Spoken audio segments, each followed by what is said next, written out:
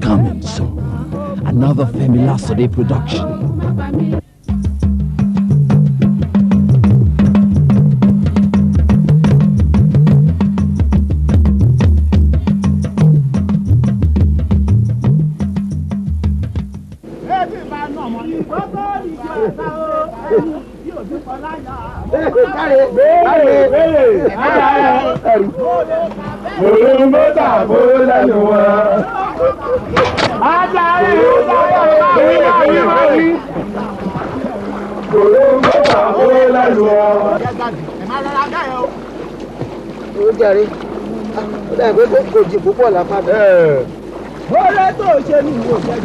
Oní kó máa wí oje rẹ̀. Káre. Níbo ṣe lè máa rò kúdà lọ́mú òní? Gbèrè. Ẹ̀dá pààrọ̀ kan pè nípa. Mo ti sọ fún ọ lẹ́ẹ̀kan pé kó máa wí. Ẹ̀dá ó pààrọ̀ kan pè nípa.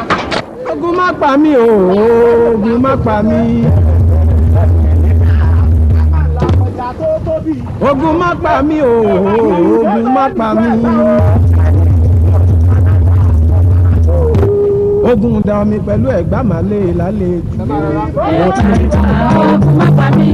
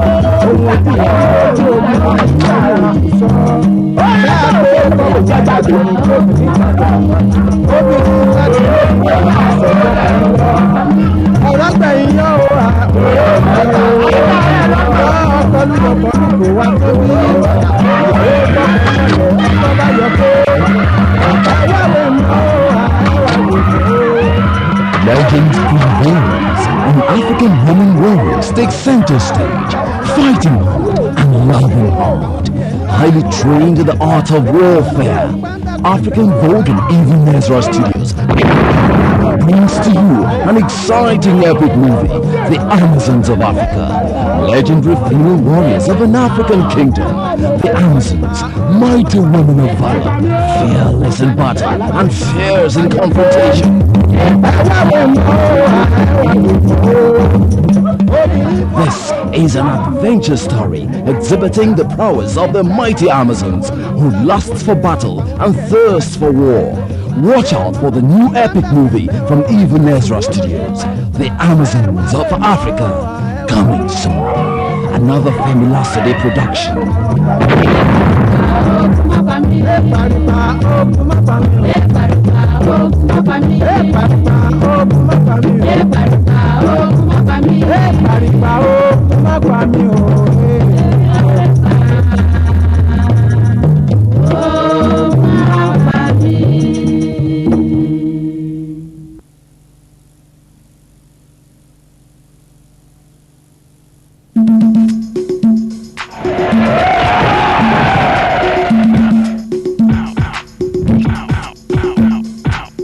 Martial arts takes center stage in this action-packed adventure movie, Mask of Marumba.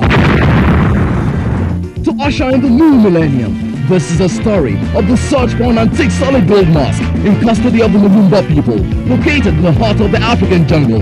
Benny Kusengi, the new middleweight martial arts champion, has been commissioned to bring back the solid gold antique mask valued at $12 million. The race is out and the hunt is on. Who is the hunter and who is the hunted in the Mulumbu jungle? We will get to the master Mulumba first. Find out as action, skills and fitness are fully displayed. Master Mulumba, starring Lati Bruce Dibogo, Chidi Malozie, Node Meknebele, Alexander Ewo, Abe Yakubu, Ferguson Oribo, Ikechukwu Ebunga, and other top martial art experts. It's action all the way in this collaboration between the Martial Arts Movie Stars Association of Nigeria and Africa and Go Ebenezer Studio. Go, the legendary African king. Another feminine last of the film. Watch it.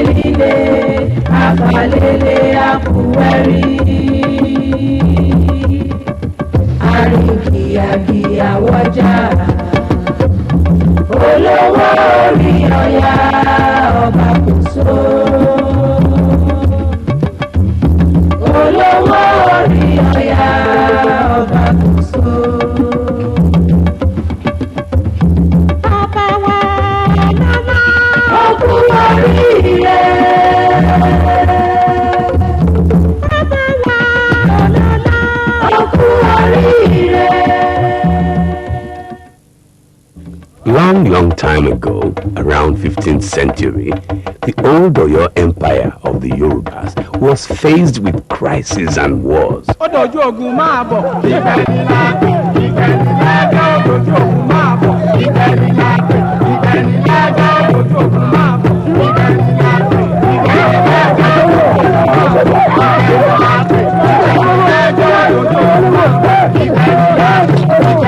A bitter feud ensued between the king of Oyo, Alaafin Ajaka, who was of peaceful disposition, and his cousin, the Olowu of Owu, who wants to be king. The Olowu's army was led by a very powerful army commander, Balogun, the warlord of the Owus, who struck terror and fear into the hearts and minds of his opponents.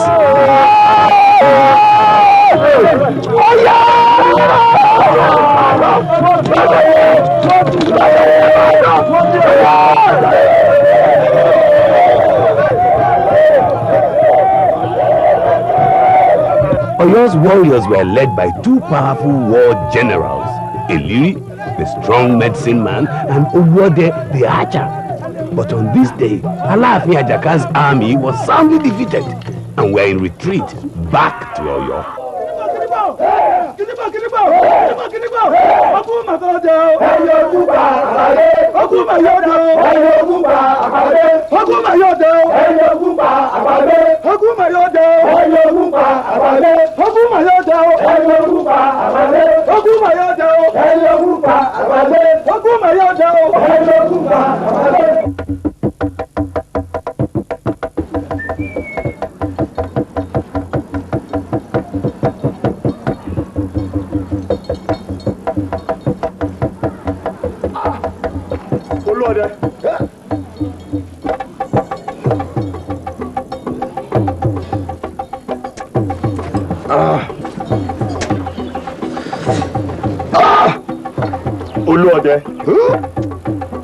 The battle is lost. We return to Oyo.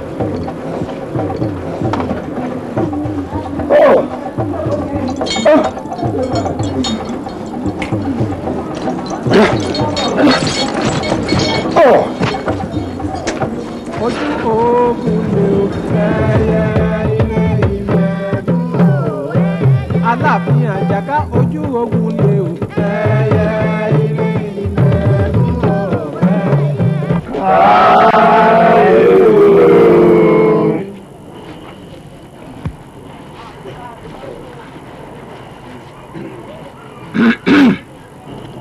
One month they've been gone. Yet, no news. Ominous, Kabiesi.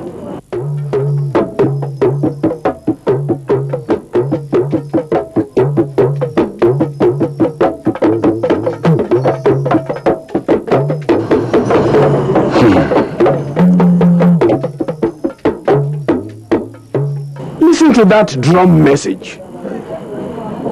The battle is lost. The town is in panic. The Olowu, savoring his victory, insists that Alaafin Ajaka be brought to his palace in Owu and be held there in captivity until tributes are paid. Otherwise, the Alaafin would die. The Olowu sends the Balogun to Oyo to effect the capture and imminent disgrace of Alaafin Ajaka.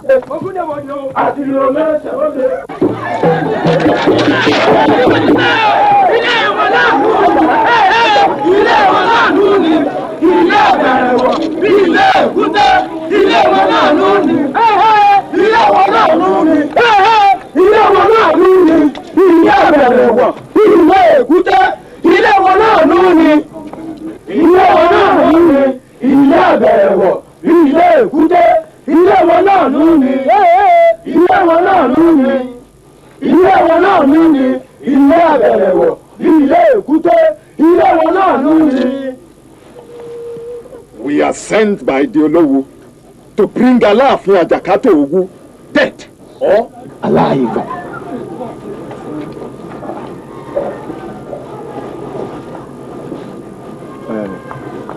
Peace, peace.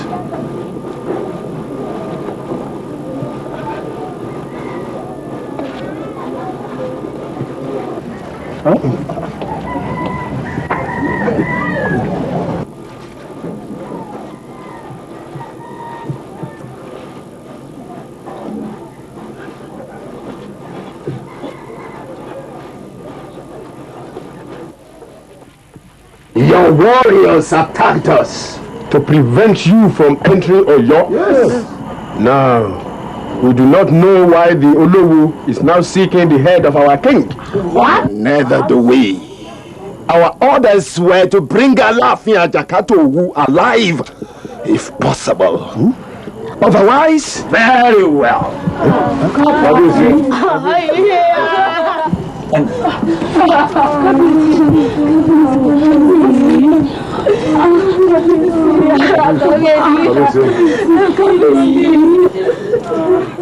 The bastard took advantage of my peaceful disposition, seized many of my wives and livestock, pillaged my villages, my peaceful villages.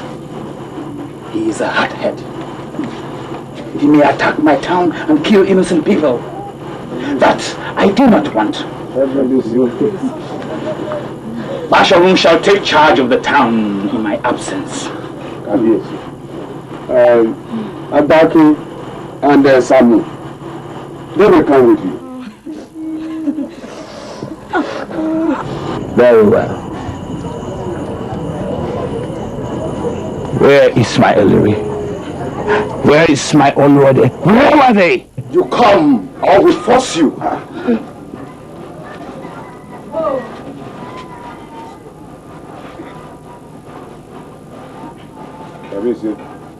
No, Kabiyesi! You can't do this! Kabiyesi, you can't do this to your people! I shall be back.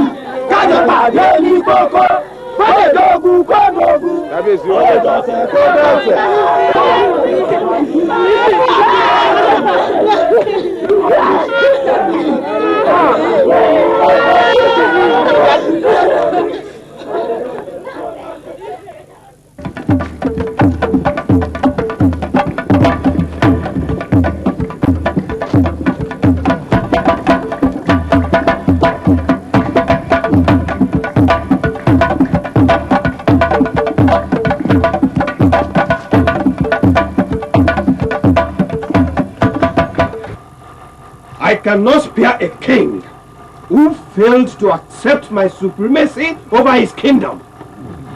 I demanded annual tributes. Tributes! He refused. Couldn't you, his advisors, have prevailed upon him to honor my request?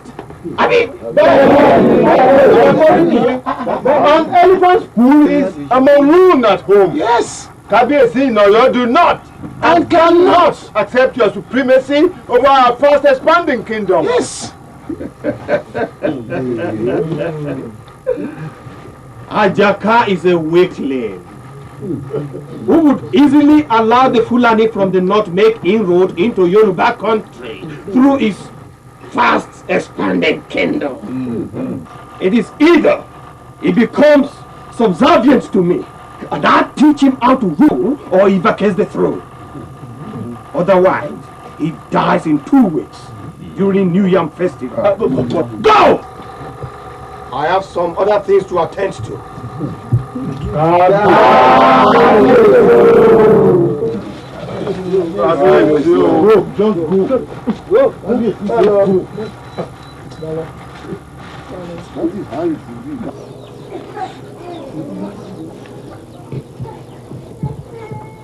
Kábíyèsí o, olóòmí ọkọ mi Àjàká, ẹni obìnrin kò lọ́nà tó búburú sẹ́kún, ó ní bí irú èyí ọjọ́ kọ ẹni a sì jálé ẹni.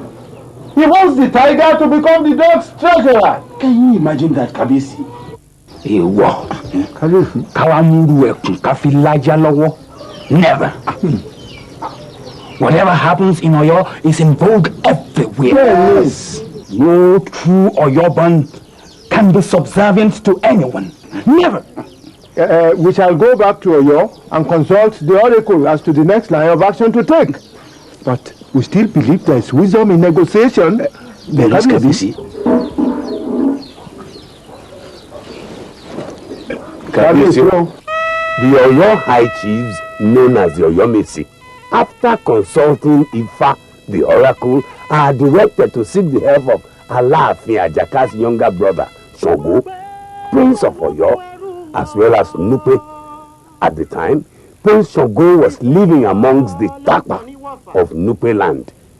Prince SANGO's grandfather was the Elenpe, ruler of Nupe, his mother's people.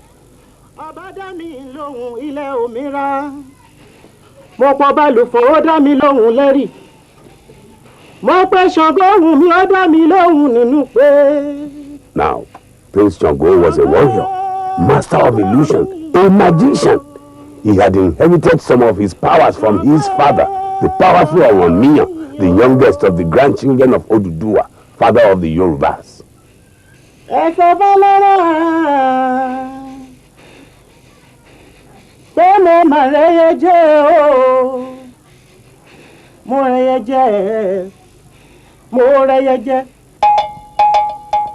Samu and Agbahakin, two Oyo High Chiefs and members of the Oyomesi, were dispatched to Nupe to seek Prince SANGO's help.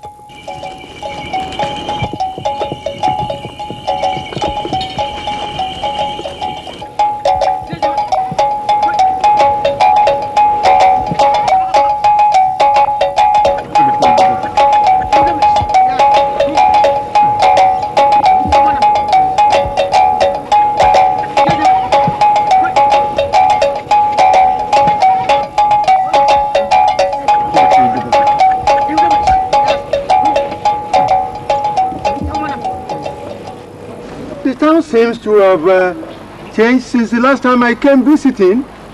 I learned they have relocated the palace. So I heard. Good morning, my young lady. Good morning to you, Baba. Could you please give us directions to the new palace? Simple. Bust out of the market, turn left and look straight. There you will find the new palace. You can't miss it. Thank you. Why are you staring curiously at me? Did I rub pieces on my body or I smell so badly? Not in the least. We were wondering if we could be honored With your name, in case we meet you again. You are going to the palace. Not so. That's right. Go well.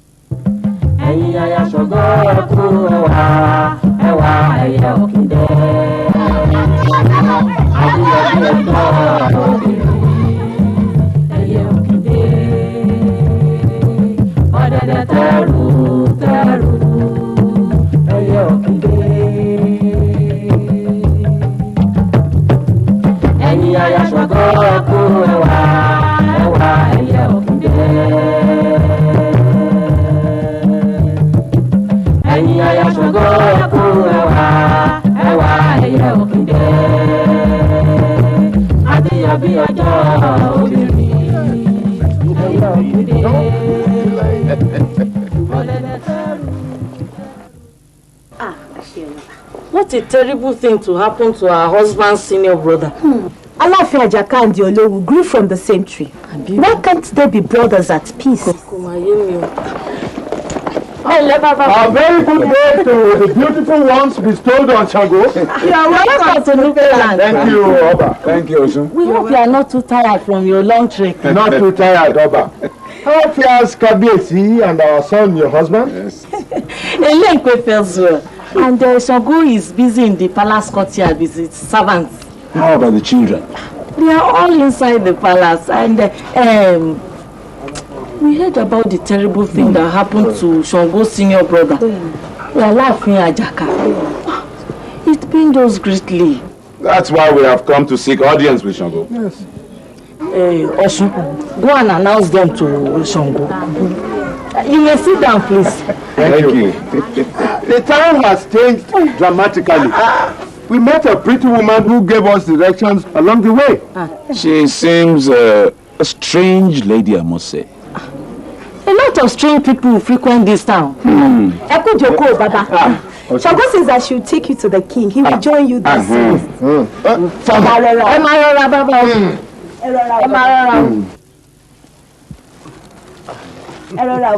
Welcome. You're welcome. My chief. You're welcome. Welcome. Good day. You're welcome.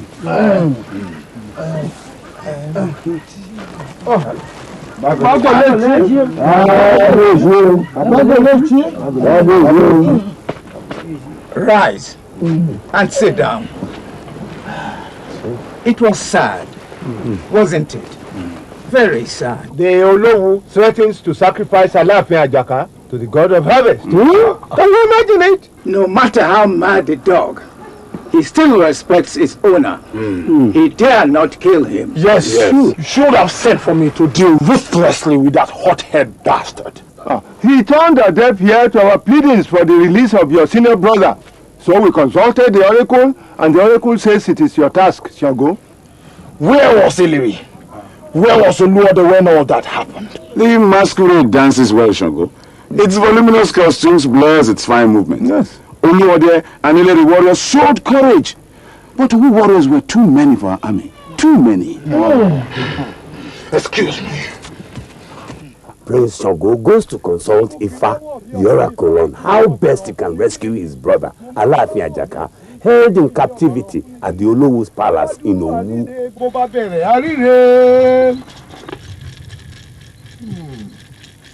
Shango, Omelengbe, Shango, hope nothing. I have been asked to go to seek the release of my senior brother, Alaafin Ajaka. Shango, touch the ground and your chest 3 times.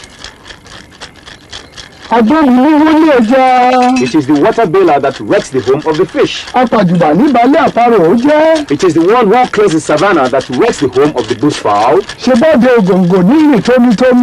Is it not the hunting palm grub that stores water in its body?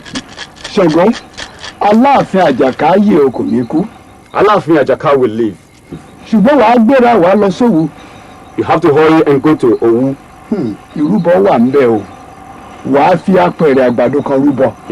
You will have to sacrifice a basket full of grains to the gods. It shall be done right away. Prince Shango's powers were also acquired from his love for experiments. He was an African scientist.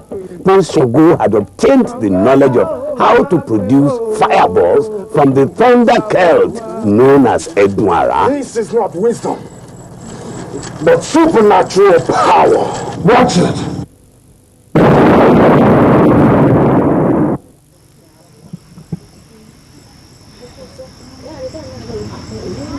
You will meet me soon enough. That's all right.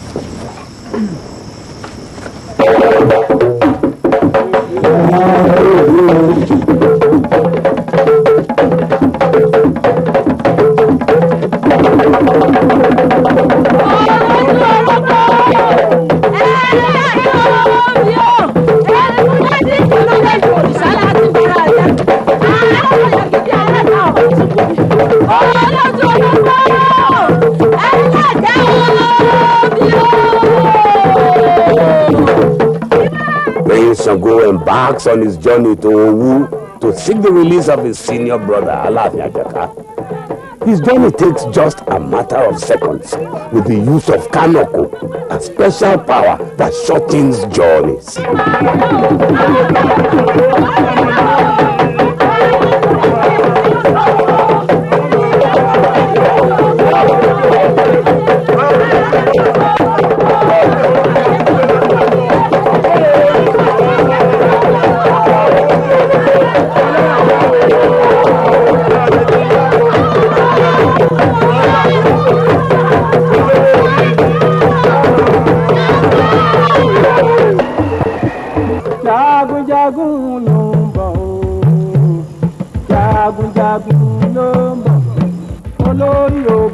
I rise.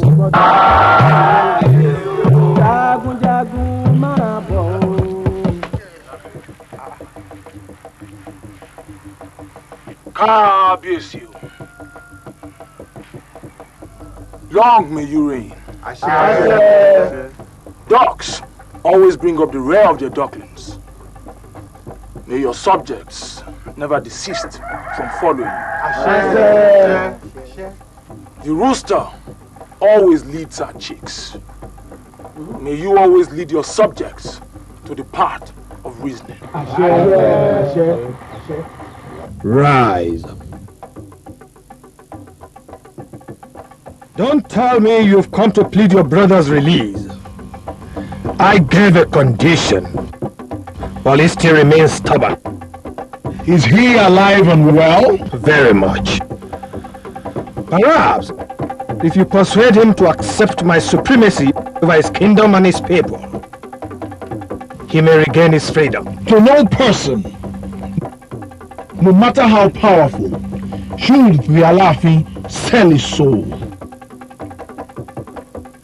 To no king, no matter how powerful, should we, Oyo, mortgage our conscience nor pawn our thought.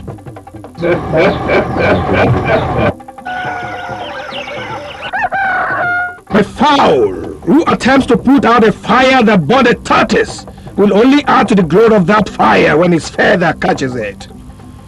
Perhaps you want to join your brother in his captivity. I will not join him.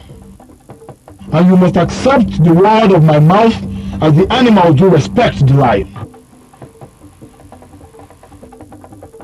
You, as Ajaka's cousin, must show love. As a fellow monarch, you must show understanding. Name your prize. I, Shango, am prepared to ransom him.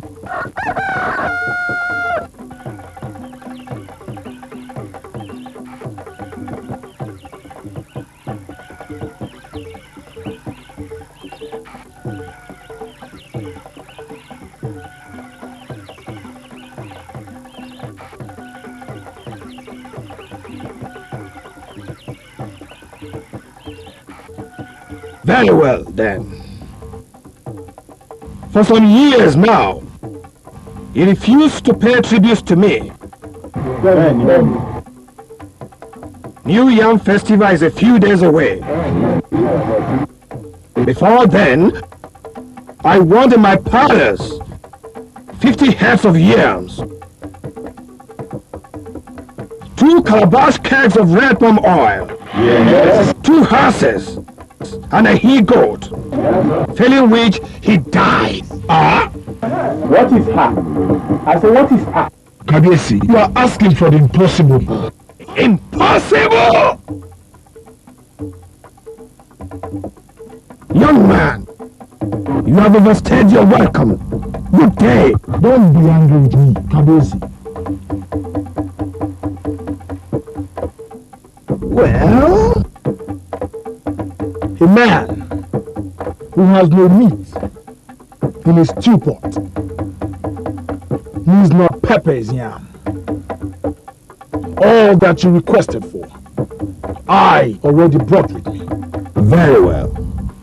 My court's yard is large enough to accommodate whatever you have brought. Kabiyesi.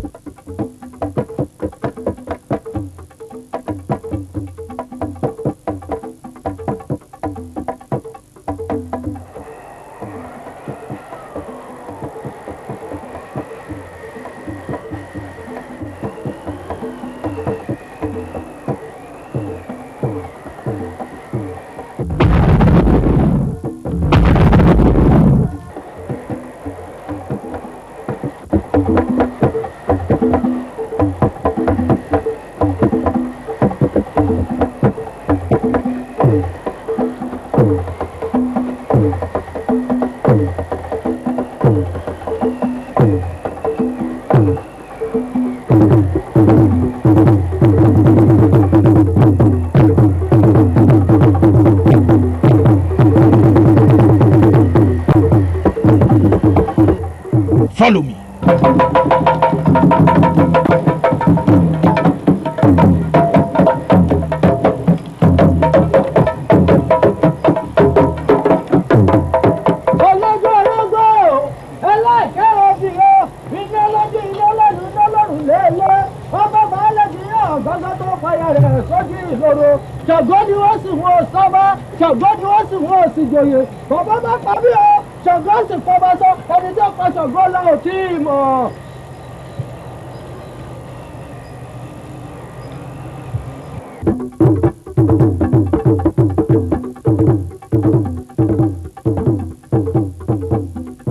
Kabiyesi.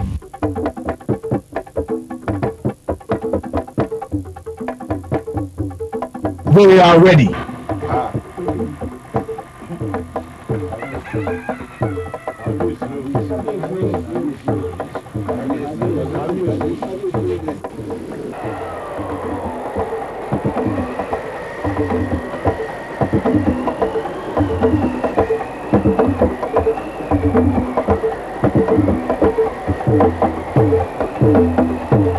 Beautiful horses.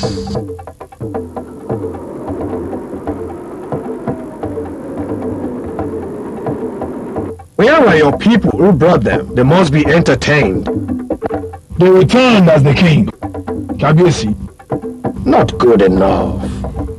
However, Balogun, Kabiyesi. Release Ajaka to him at dawn.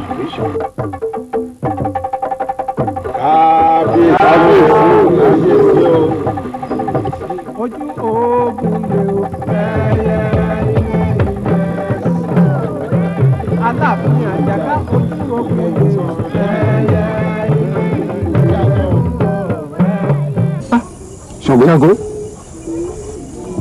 Kábíyèsí.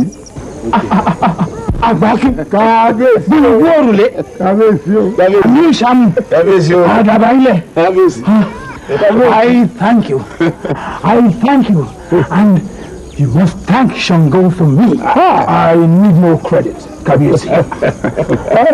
We shall take you to Igbodo, Kabiyesi. Yes. Where arrangements have been made for your comfort. My mission is accomplished. Now I may leave you. And so, Alaafin Ajaka goes into exile, while Prince Shango returns to Nupe, the land of his late mother, Torosi, daughter of the Elengue of Nupe. Unknowingly to Prince Shango, greater tasks lay before him.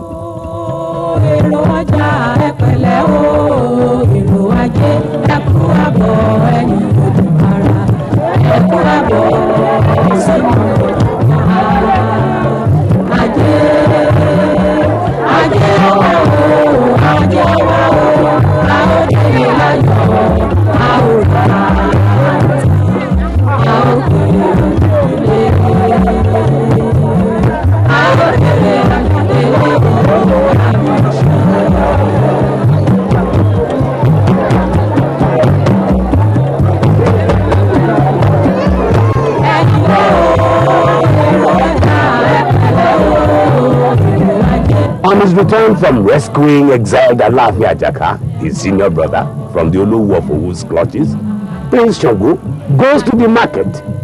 There he sights a very mysterious lady.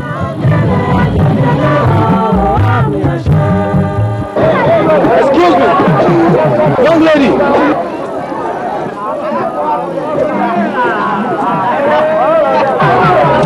I am Prince Shango, son of Aminu, great-grandson of Ududua, the founder and ancestor of the Yoruba race. My grandfather is Elegua, the ruler of this kingdom. Yes, that's me, a prince. Grant me the honor to speak with you. How are you, Prince? You are beautiful. And how do you assess beauty? Do you live in this part? I want to make acquaintance with you. You? Please, do not deflate my self-esteem. I hate it. Return to the palace.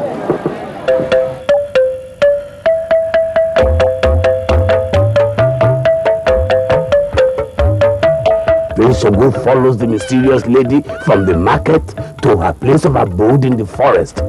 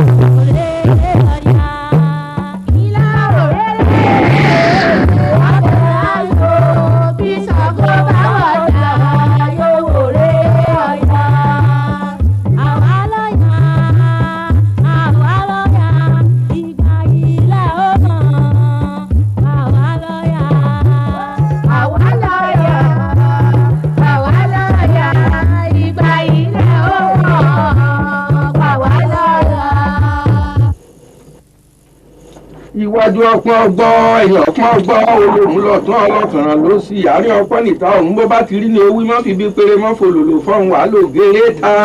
When Aláàfin Àjàká goes on exile, Old Oyo is left without a king. The kingmakers, the Oyomesi, consult Ifa, the oracle, as to whether Aláàfin Àjàká should be called back or a new Aláàfin be installed. Wọ́n ní wọ́n rọ́bà rẹ̀, wọ́n lọ rè ké sáwọn ọmọdé rẹ̀, àwọn ọmọ orin rẹ̀, ọmọ rìn àròkò rìn lẹ́sẹ̀ méjèèjì o.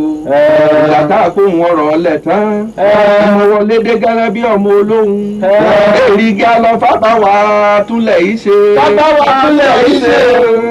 Èrìgì àlọ́ fábáwá túnlẹ̀ yìí ṣe o.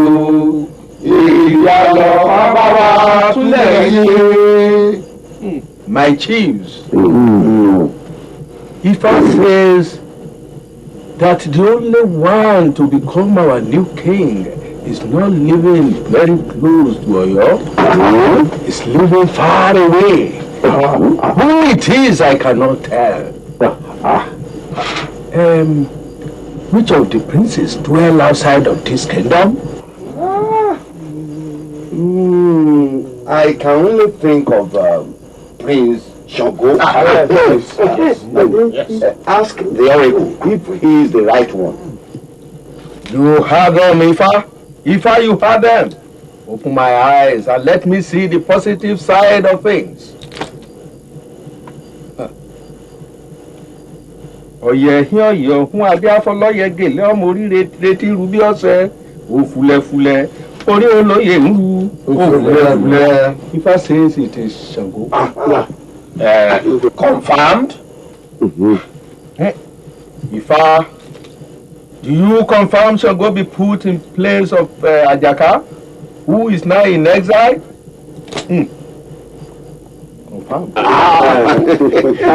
Ifa has made the right choice. Besides, Shango saved Aláàfin Àjàká from the throes of death. Yes. And for that singular act of his, is most suitable for the exalted throne of his father. Yes. You must locate him, Basoro, and bring him back to Oyo. But do not warn him he is going to be crowned. Just tell him that chiefs here would appreciate his presence.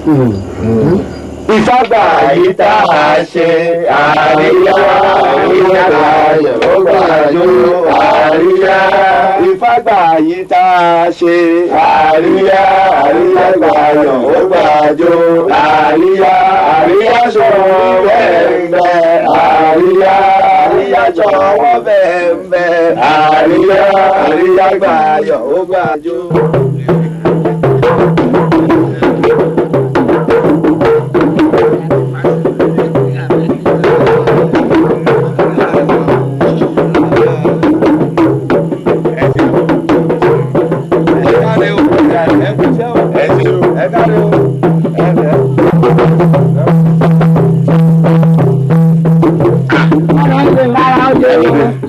Long may you live. Leaders of the women folk. I'm sure you must be dying for news. Of course, yes. Shango is the one that the oracle chose. The oracle has spoken well. Don't you think so, Maoto? A very good choice, I must say.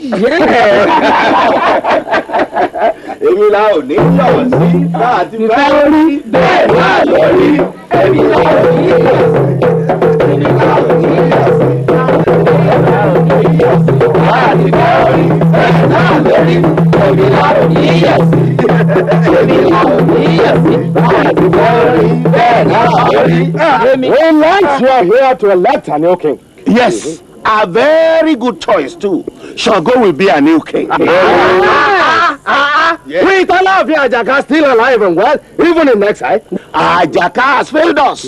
He gave in too cheaply to Olowu. We will not allow a weakling to be our king. Never again, never. It's an abominable precedent you are setting, Basho. And posterity will not forgive all of you. And mind you, Àjàká will return to Oyo and reclaim his throne. Yes.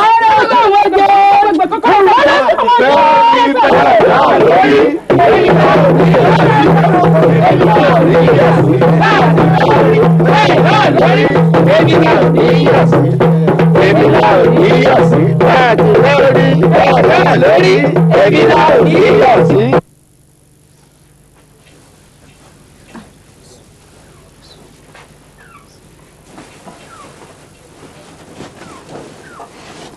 not been yourself of late, and we do not know why. Did we offend you or we failed in our duty as housewives? Nothing like that.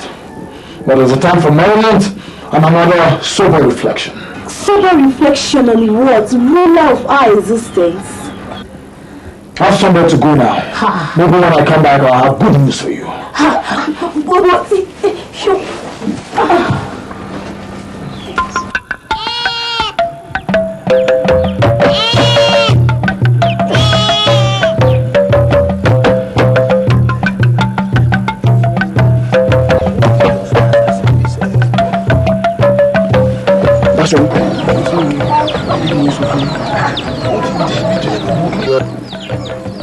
You see that woman over there?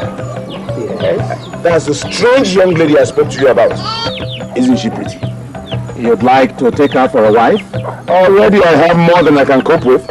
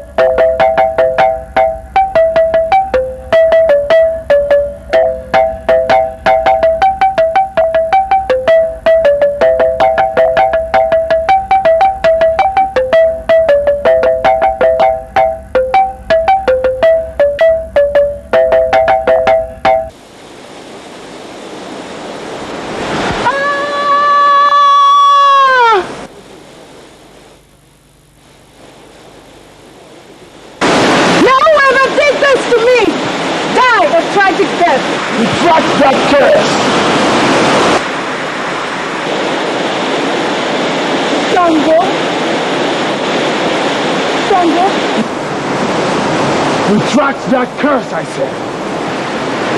I retract the curse. But please surrender my skin, and I shall reward you greatly. Without it, I am powerless.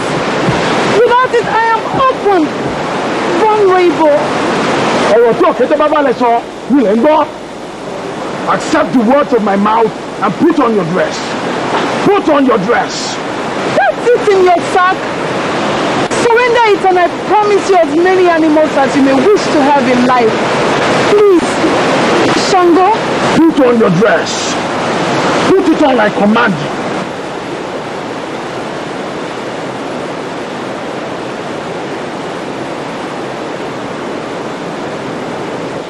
What is your human name? They call me Oya. Ọjọ́ ọmọdé bá darí kan tá lápá pa. Ọjọ́ ọmọdé bá darí kan lóko òdúrókò òkò. Ọjọ́ ọmọdé bá darí kan rúkù. Làárọ̀ òkú ẹ̀ wálé. The day the breaker plays with death is the day the hunter brings her home. Oya, follow me home and become my bride. Only if you promise to return my skin. I do not promise. Promise then you make it a guarded secret. I promise. Only if you remain faithful and loyal to me. I promise.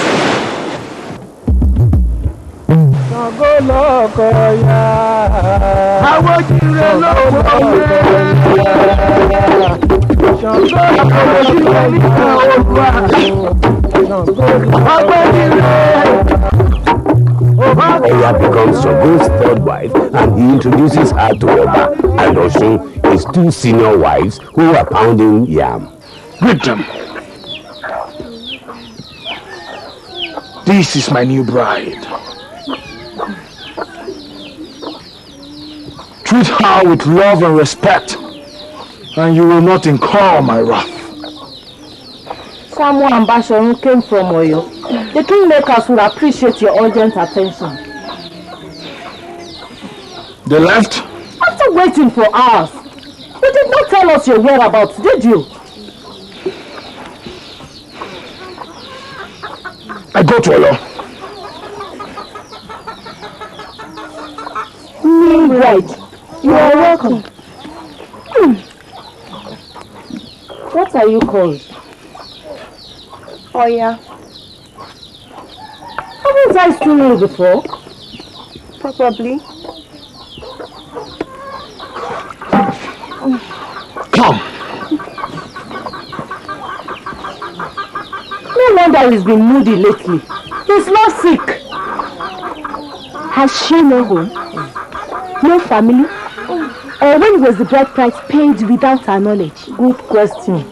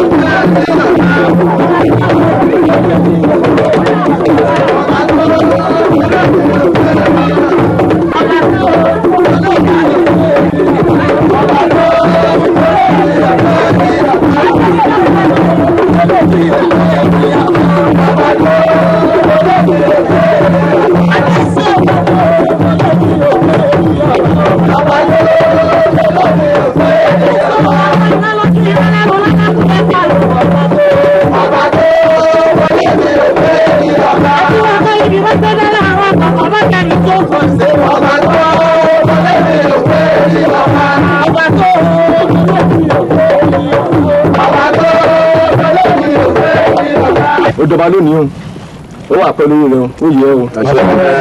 Akẹsẹ̀ ní jẹláwùjọ òwú, tológo sẹsẹ̀ ní sẹláwùjọ àwọn igi. Ètò bábálẹ̀ sọ lẹ̀ gbọ́, ó yẹ o. Àmọ́ ó yẹ jẹ.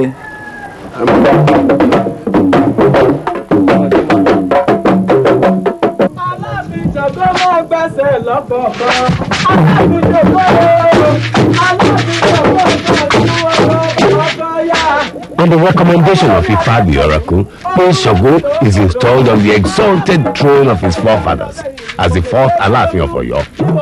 Shango assumes the Alaafin's throne after the Oyomesis send Alaafin Ajaka into exile for being weak.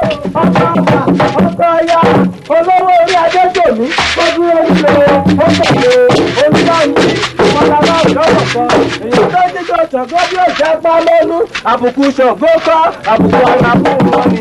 Aláàfin Ṣàngó ìdọ̀bálẹ̀ láti bàbá mi o. Aláàfin Ṣàngó ìwé bá yóò fi mí ṣe o. Aláàfin Ṣàngó bí mo bá rí ẹlẹ́yìn mi mo lè gbé gúnlójú. Bí mo bá lẹ́yìn ọlẹ́yìn mi mo lè sọ̀kò lọ́ba. Aláàfin Ṣàngó ẹni bá tó.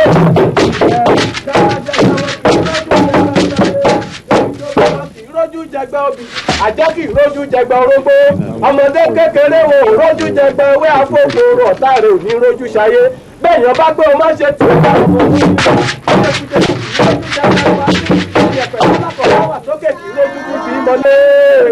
Ọ̀tá rẹ̀ ò ní rójú ṣayé.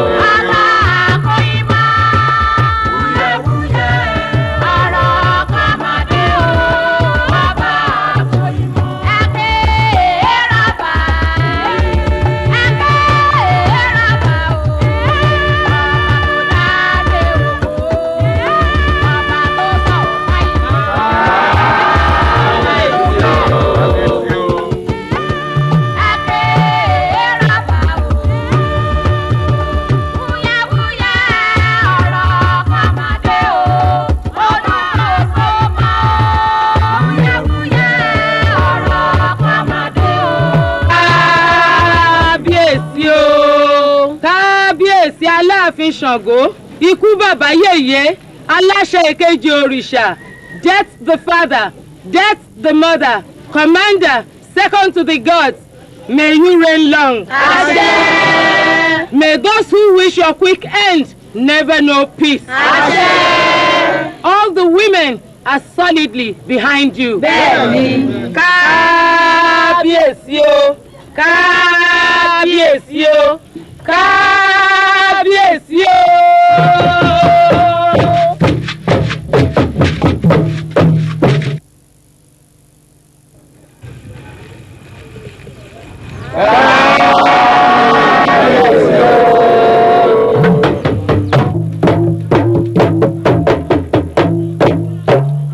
I thank you all for this open support, which I have no doubt I shall enjoy throughout my reign.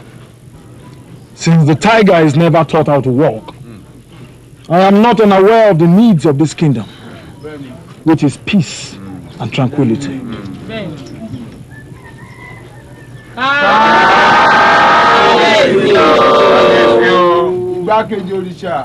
The time for deep slumber is over. If we desire peace, we must not fold our arms and allow some renegades plunder our farms and villages. We must fight them, and cruelly too. Only the Almighty gives life. But I promise you life more abundant. If I give to one, I shall give to the other. We shall all be equal before the law. And if any kingdom, no matter how powerful, threatens the sanctity of your, that kingdom will be ruthlessly dealt with. At his coronation, Aláàfin Ṣàngó demonstrates his magical powers to his subjects. Tamodu had been set to assassinate Aláàfin Ṣàngó with a bow and arrow. Thank you, my people. Thank you. Aláàfin Ṣàngó's first royal act was to eliminate Tamodu with a firebolt.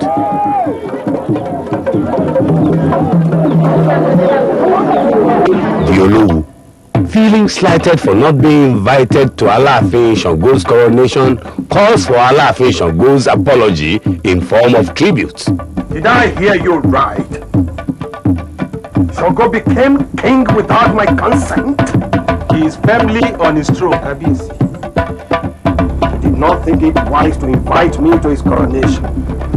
The upstart! Send messengers to Oyo. Yes. Tell him of my discontent. I want tributes from him.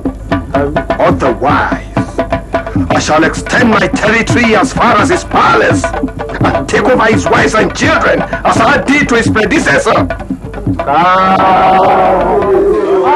Beautiful hairstyle you've got here. You like it? More than anything else. And I would like to adopt it for you. Shall I plait your hair then? Go ahead. This same style. Aláàfin Ṣàngó was so much in love with Oya that he wished to adopt her hairstyle, Shuku. He allowed her to plait his hair, but it was an abomination for anyone to touch the head of an Aláàfin of Oyo. This angered Oba and Oshun, his senior wives. Your food, Kabiyesi. Are you blind? Can't you see I'm busy? Get out!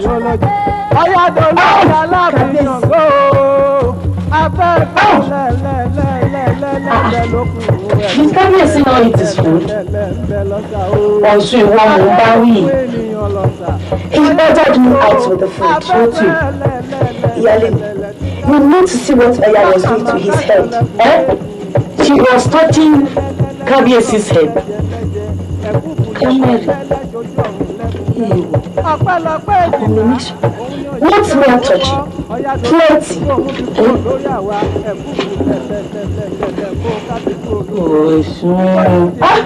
Tell me another lie.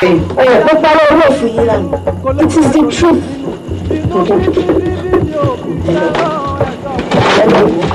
mo bẹ̀ ọ́ lọ́wẹ̀ ó wá torí atẹ́gùn o àbíwá pẹ̀lẹ́pẹ̀lẹ́pẹ̀lẹ́pẹ̀lẹ́. ọ̀yà òrìrí ọ̀yà fún Ṣàngó jẹ́ ọ̀yà òrìrí ọ̀yà fún Ṣàngó ló jẹ́ o ọ̀yà lóró jẹ́ fojú di Ṣàngó lóde. olóyè báwo lọ́mọ ràkà olóyè báwo lẹ́mọ ràkà olóyè báwo lẹ́mọ ràkà.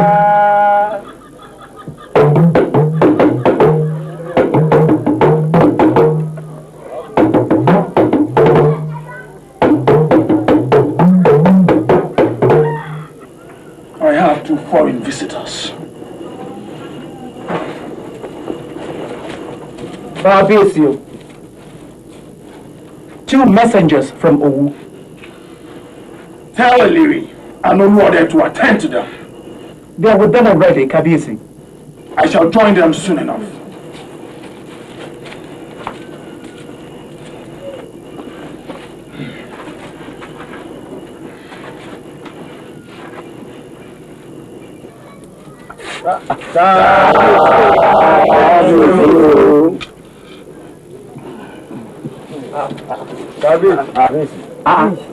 My head?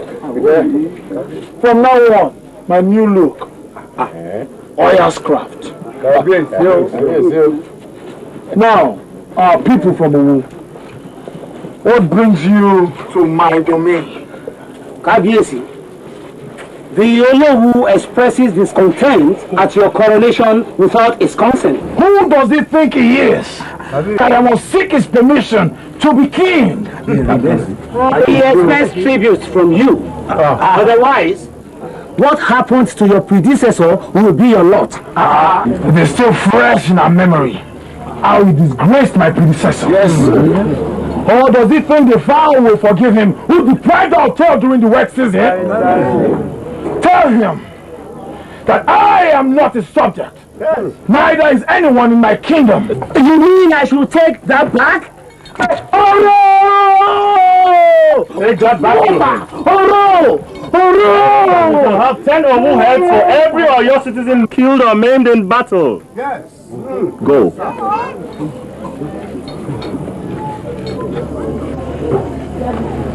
That is an invitation to war, Very bad. With all due respect, Kabiyesi, with all due respect, allow Omiro to go and spy out on their activities and report back to us. Surprise attack may be disastrous. So be it. I rise. Ṣàngó Ọkọya, Ṣàngó Ọkọya, Agbénagẹ̀gẹ̀ Ṣàngó dé o. I am planning on moving the seat of this government to end incessant harassment by my cousins and enemies. This month I have asked my chiefs to think about. Wouldn't that be cowardice? Running away from your ancestral home. I, a coward? Kabiyesi. When a house is getting too small and too hot for the family head abandons it for a bigger and cooler building. And where do you intend to relocate? The oracle advised me last night to move to Oyokoro. Oyokoro? They are our enemies. There, the oracle